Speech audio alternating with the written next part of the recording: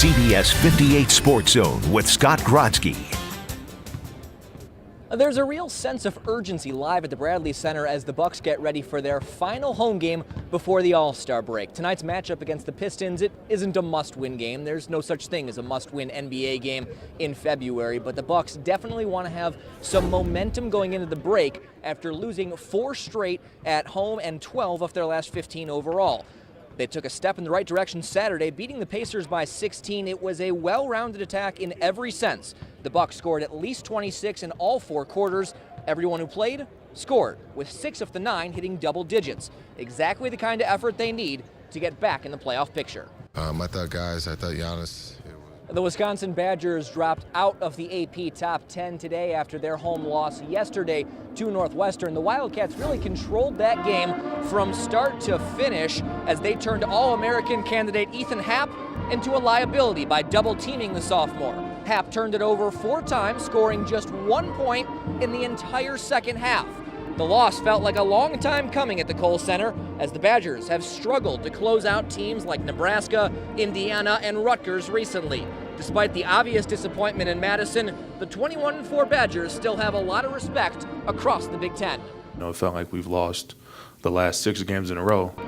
With less than a month until the start of NFL free agency, the Packers could be moving on from a Super Bowl champion.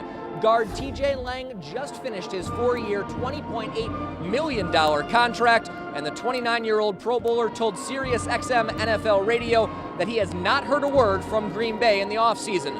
Lang says that if the Packers call, they can work out a deal and it would be awesome, but that he is prepared to go into free agency with an open mind and see what's out there. The Packers have already parted ways with James Starks and Sam Shields. If they don't re-sign Lang, there would only be 5 players left from that NFL championship roster.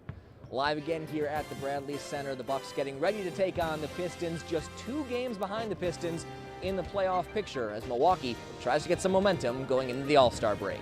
We'll be back in a minute. Now, CBS 58 Sports Zone with Scott Grodsky. The Brewers start a 7-game homestand tonight against baseball royalty. Milwaukee's high-powered offense matching up against arguably the best pitcher of the last decade, Clayton Kershaw. He's a surefire Hall of Famer. Just his 9th full season in the majors, the 3-time Cy Young winner is at the top of his game this season, leading the NL in wins with the league's lowest ERA. Just how good is Kershaw? The website Baseball Reference compares players to peers throughout Major League Baseball history. Kershaw is side by side with Pedro Martinez and Roger Clemens. 3 really good pitches. He's a great competitor. First pitch against Kershaw is scheduled for 7:10. The Packers made their first surprising cut of the offseason, releasing punter Jacob Schum.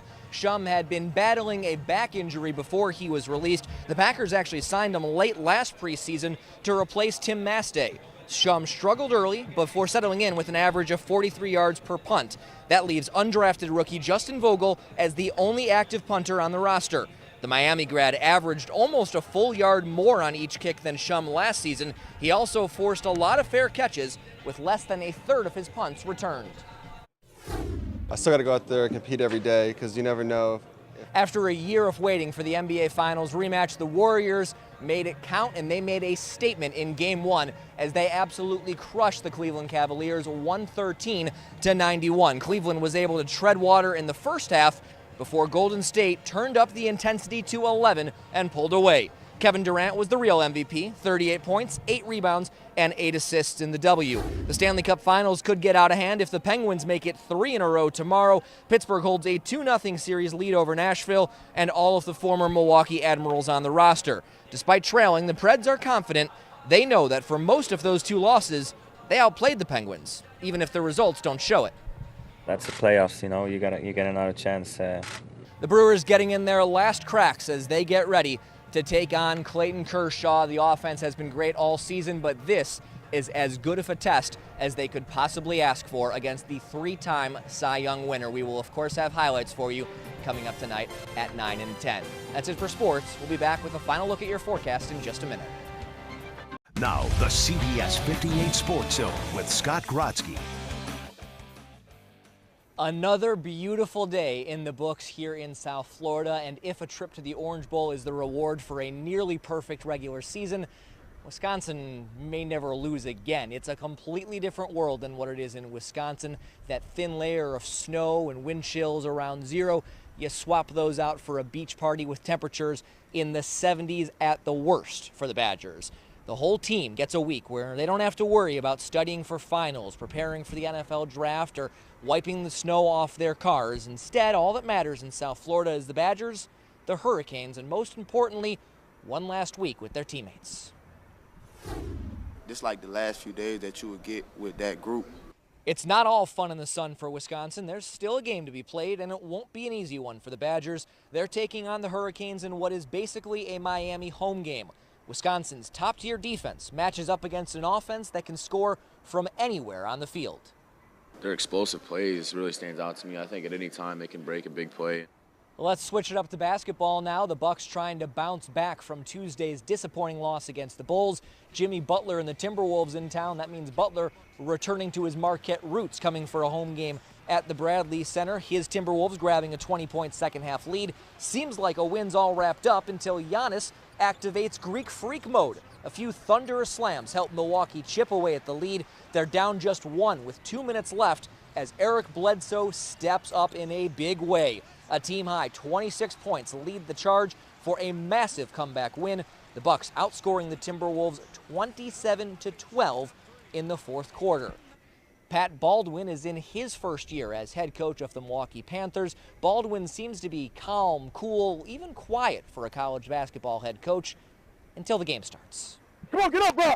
When it's game time, backside, turning on the fire. Shoot it, shoot it! Right when it turns on the game time, boom, it's ready to go. Good job withstanding the storm. We got to see the fire firsthand. Shot. Following Coach Baldwin through the flames of a typical game day with the Panthers. It's almost an out-of-body experience that you get when you step from off the floor to on the floor. No! You have to throw yourself into the game. You have to lose yourself, and that's what I do, and that's what we're constantly telling our guys to do. Get up! Baldwin tells me there has to be some split personality to coaching. Finding the right mix between Dr. Jekyll in the locker room and don't think that you need to do it alone. And Hyde on the court Corner! has been crucial to the Panthers' fast start. Now let's go. Let's buckle down on the defensive end.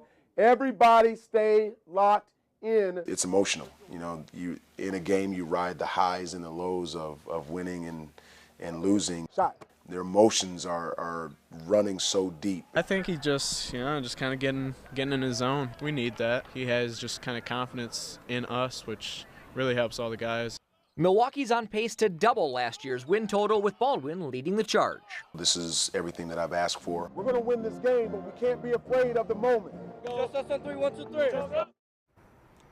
Baldwin and the Panthers lost to Oakland today. That drops them to 7-7 on the season, but considering this team had 8 wins in all of the regular season last year, not a bad way to end the 2017 campaign. The Badgers ending the 2017 campaign in South Florida, I can tell you for sure, not a bad way for them to end it either.